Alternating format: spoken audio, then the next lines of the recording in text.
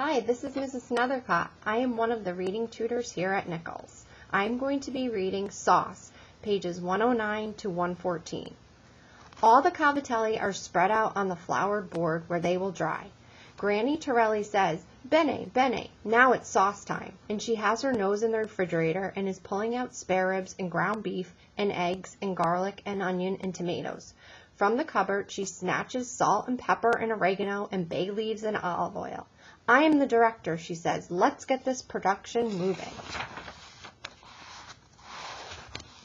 Granny dribbles olive oil in the big red pot while Bailey and I chop onions and garlic, and then we toss them in the pot, and what a smell in that kitchen. What a good smell. "Spare ribs," Granny directs, and Bailey plunks the spare ribs in the pot where they sizzle. "Tomatoes chopped," Granny says, and so we chop all the tomatoes while Granny opens a wee can of tomato paste, the thick, red, sticky paste that will go in the pot with the tomatoes. As the spare ribs are browning, I can't help it. I say, "So whatever happened to Violetta?"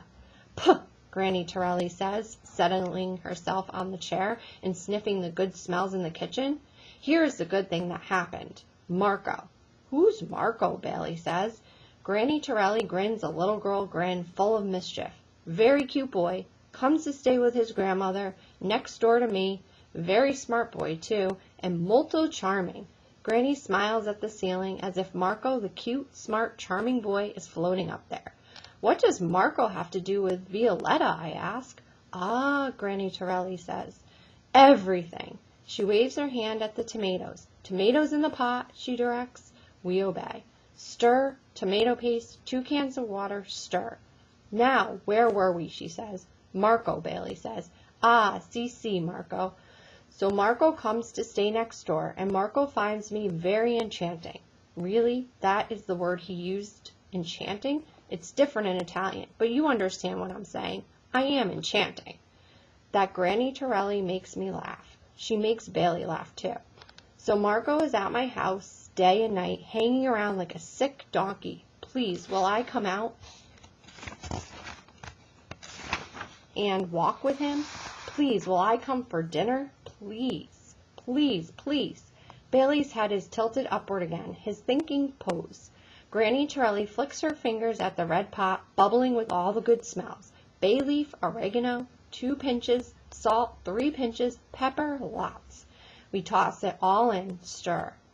Bailey says, "And what did Pardo think of Marco?" Granny Torelli claps her hands together. "Pardo hated him, couldn't stand the sight of him." I am trying to picture it. There is a little play going on in my head.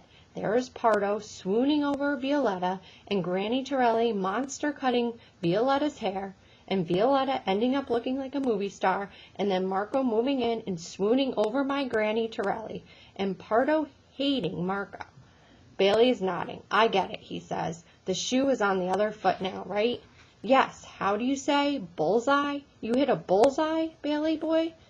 At first I do not get it, though. Granny Torelli says, "At first I think, why is my life such a mess? Why did that Violetta have to come and steal Pardo's heart? And why did this Marco boy have to come and be such a nuisance?" And when she says that, I am thinking, why did that Janine girl have to come? Why? And I am wanting to hear more, but Granny Torelli says, "Stop, meatballs." She pushes a bowl in front of Bailey, motions for me to get the ground meat and eggs and salt and onions, and soon we are mushing our hands in the meat mush, squishing it and squeezing it, and the garlic, onions, spare ribs, bay leaf, oregano, tomatoes are swirling in the big pot, and all the smells are wrapping around us, and I am dizzy with it, with the smells and the squished meat and the play going on in my head.